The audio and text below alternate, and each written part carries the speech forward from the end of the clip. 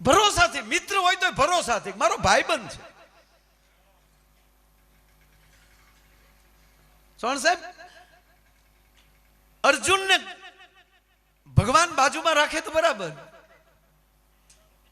પણ અર્જુનને હેમાળે હાડ ગાળવા જવા પડે. પણ આ દેશનો એક રાજપૂત, આ દેશનો કર્ણ, એ કેવો ભાગશાળી હશે, કૃષ્ણની હથેળીમાં એનો અગ્નિ સંસ્કાર થાય. હામેની પાર્ટીમાં હોવા છતાં એની તાકાત કેટલી છે. તમામ વસ્તુ હોવા છતાં ભગવાન કૃષ્ણ એમ કહે કારણ તું કુંતી છો. હવે કલ્પના કરો કે જેણે આખી જિંદગી મેણાના ઠાઠ લાગી ગયા હોય અને યુદ્ધ નિર્ણય થઈ ગયો હોય, પાંડવ અને કૌરવનું યુદ્ધ, મહાભારત યુદ્ધ, કુરુક્ષેત્ર જગ્યા નક્કી થઈ ગઈ હોય, અને એવે ટાણે કૃષ્ણ એમ કહેતા હોય કે પાંચેય તારા ભાઈઓ છે. કઈ પરિસ્થિતિ થઈ હશે કર્ણને? આખી વાત સાંભળ્યા પછી કર્ણ એટલું કહે કે મારા ભાઈઓને ખબર છે કે ના. તેથી કૃષ્ણને ખંભે હાથ દઈને ભારત વર્ષનો કર્ણ એટલું બોલ્યો છે, ગોપાલ, હે ગુઢાકેશ, હે મધુસૂદન, હે મુરારી પતિ, હે મધુરાધે પતિ, જે વંદન કર્યા છે એને સાહેબ, તને કર્ણની માતાના સોગંદ, ગોપાલ, આ યુદ્ધ પૂરું થાય અને મારું મૃત્યુ થાય ત્યાં સુધી જો મારા ભાઈઓને ખબર પડવા દે તો કૌંતેય આ તને સોગંદ આપે છે. પહેલી વાર એને કૌંતેય કહેવાનો અવસર મળ્યો કર્ણને કે હું કુંતાનો દીકરો, નારાયણ સૂર્ય મારો બાપ, અને આજ સુધી સમાજ મને દાસી પુત્ર, સુત પુત્ર.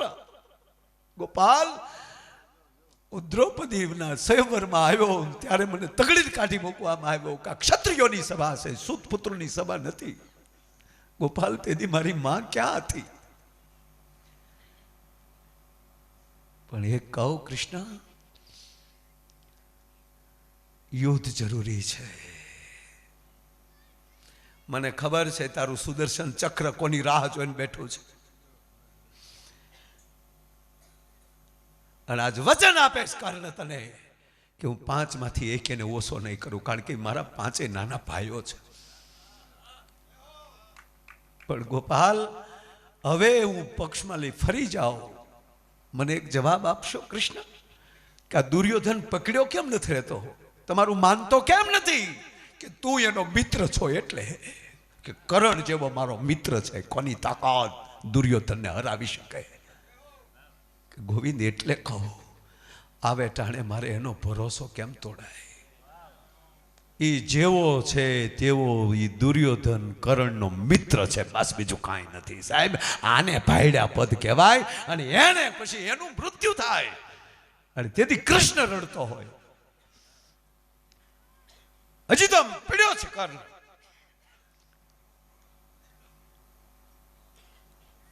અર્જુન, હા ગોપાલ, હાલો મારે યારે જોવું છે ને કર્ણ હું છે.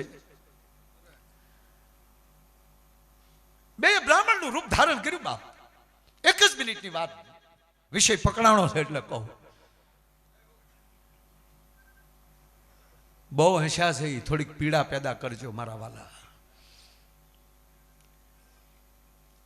બ્રાહ્મણનું રૂપ ધારણ કરીને ભય પથારીએ પડેલો કર્ણ સાહેબ, ભિક્ષાણ દેહી આમ નેજા કર્યા કા. ગોર બાપા થોડાક મોઢા પડ્યા, પણ હવે જવા નહીં દો. સામે પથ્થર પડ્યો ને, મને આપો ને તો મારા દાંતની અંદર હોનાની રેખ છે એ કાઢીને આપી દઉં. ત્યારે ભગવાન કૃષ્ણ કહે છે બ્રાહ્મણના રૂપમાં, કર્ણ, અમે દાન લેવા આવ્યા છીએ, મહેનતાણું નહીં. તને પથ્થર લઈને આપું તો તે અમને મહેનતાણું કરાવ્યું કહેવાય, દાડી આપી કહેવાય. અને તેથી ભવાનીને યાદ કરી છે કર્ણએ. ઢહડાઈને પથ્થર સુધી પગ્યો છે, પોતાના દાંત ઉપર પથ્થર મારી હાથમાંથી એમ કહેવાય દાંતમાંથી હોનાની રેખ લઈને કીધું, લ્યો ભૂદેવ, કે સોનાનું દાન જોવે છે કર્ણ, રક્તદાન નહીં, આમાં ભેગું લોહી છે. કર્ણ સમજી ગયો કે આવ્યો પાછો. શાબાશ ગોવિંદ, મનમાં વિચાર્યું અને ત્યારે બોલ્યો છે વિવાદે વિષાદે પ્રમાદે પ્રવાસે જલેશાનલે પર્વત શત્રુ મધ્યે અરણે ચરણે સદામાં પ્રપાહી ગતિસ્ત્વમ તમેકા ભવાની. અને છેલ્લી વાર ઊભો થયો કર્ણ સાહેબ, માથું લટકી રહ્યું છે, પાછો માથું ભેગું કરે, પાછું માથાને એમ કહેવાય કે બોકામાં બાંધે, અને ઠાય ઠાય ઠાય ઠાય કરતું કર્ણ જેથી બાણ ચડાવ્યું અને પૃથ્વીમાં માર્યું ને સાહેબ કર્ણ ગંગા પ્રગટ કરી અને એની અંદર દાંતની રેખ ધોઈને પછી કીધું કે લ્યો ભૂદેવ. અને કૃષ્ણએ જ્યાં લેવા લાંબો હાથ કર્યો ત્યારે એટલું જ કર્ણ બોલ્યો કે હવે તો શત્રુ ભુજે પ્રગટ. તને આ કર્ણને ખબર નથી, ધન્ય છે કર્ણ, તને માગી લે.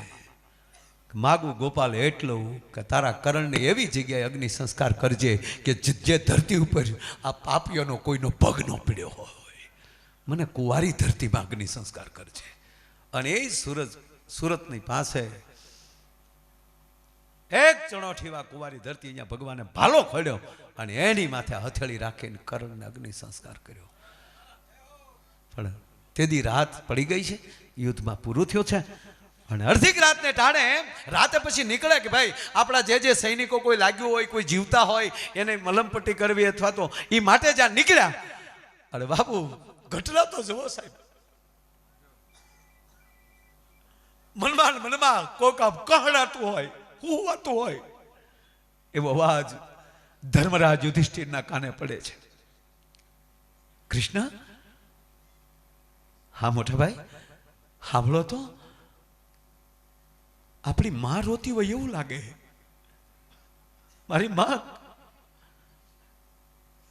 કુંતા રોતી હોય એવું મને લાગે છે, મારી માં કુંતાનો કહડાટ છે. ત્યારે કૃષ્ણ કહે છે ધર્મરાજ સાવધાન, ધર્મરાજ કુંતી રોવે છે, મારી ફૂઈ રોવે છે, એને રોઈ લેવા દે. ગોપાલ, આપણા પક્ષમાંથી કોનું એવું મૃત્યુ થયું છે કે મારી માને અત્યારે અડધીક રાતને ટાણે સમરાગઢમાં રોવું પડે? ગોવિંદ, કોઈ નહીં ધર્મરાજ, કોઈ નહીં.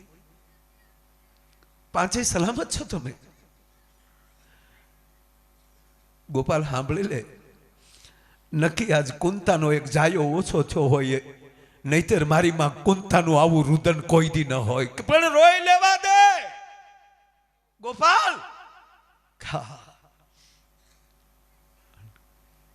ધર્મરાજથી નથી રહેવાતું, મને મૂકી ગયો કૃષ્ણ, મને જવા ગયો. મારો અર્જુન ક્યાં છે? જાય છે તો કરણનું શબ ખોળામાં લઈને કુંતી રડે છે. ધર્મરાજ બોલે છે કે માં, મારા દુશ્મનના શબ ઉપર રડેસ તું? કુંતા કહે છે ગોવિંદ વાસુદેવ એને સંભાળતું, એને કે આવા વેણ ન બોલે. કૃષ્ણ, તમે તો કહો કે કરણને માથું ખોળામાં લઈને મારી માં કેમ રડેસ? કે તારો મોટો ભાઈ હતો. કરણ દાસી પુત્ર નથી ધર્મરાજ, એ કુંતી છે. ગોપાલ, હા, મારી માં કુંતીને ખબર હતી કે હા, પણ તારી જનેતાને કુંવારા કલંક લાગેલું એટલે એ ખાનદાન બાપની દીકરી કહીએ કેમ નહોતી, એટલે કુંતાને માફ કરજો. ગોપાલ, તમને હા, એનું કારણ શું? કે એનું કારણ યુદ્ધ, એ જ કલ્યાણ. આ યુદ્ધ ન થાય તો અધર્મીઓનો નાશ ન થાય. એ અધર્મ ભેગું આજ ધર્મ પીડ્યું છે. અંધારાની ભેગું એક અંજવાળું સૂર્યનો દીકરો કપાડો છે, કૃષ્ણ કહે છે. ગોપાલ, એ તો કરી શકે, પણ જનેતા આવું કરે?